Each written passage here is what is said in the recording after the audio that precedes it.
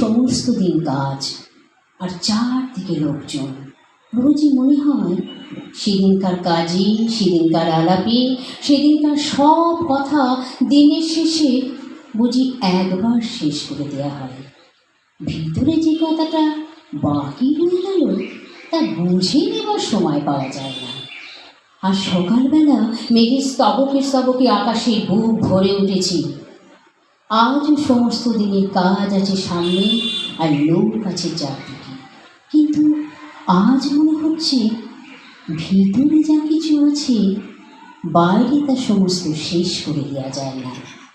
মানুষ সমুদ্র পার হলো, পর্বত ডিঙিয়ে গেল, পাতালপুরীতে শীত কেটে মণিমাণিক্যকে চুরি করে আনলেন, কিন্তু একজনের অন্তরের কথা আর একজনকে চুকিয়ে দিয়ে ফেলা কিছুতে পারবে না। কিন্তু মেঘলা দিনের সকালে সেই আমার বন্দি কথাটাই আমার মনের মধ্যে পাখা ঝাপটা মারছে। ভিতরের মানুষ বলছে, আমার চিরদিনের সে আর একজনটি কোথায়, যে আমার হৃদয়ে শ্রাবণ মেঘকে ফতুর করে সকল বৃষ্টি কেড়ে নেবে। আজ মেঘলা দিনের সকালে শুনতে পাচ্ছি সেই ভিতরের কথাটাই কেবল বন্ধ দরজায় শিকল মারছে। ভাবছি কী করে, কে আছে যার মেঘের ডাকে কাজের বেড়া টেনে এক্ষুনি আমার বাণী সুরে প্রদীপ বিশ্ব ভরে অভিসারে বেরিয়ে পড়বে?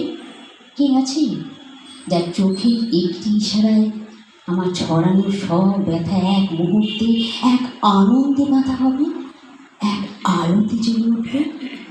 আমার কাছে ঠিক সত্যি লাগে চাইতে পেরেছে, আমি তাকেই কেবল দিতে পারি সেই আমার সর্বনেশে ভিখিরি রাস্তার কোন মনে।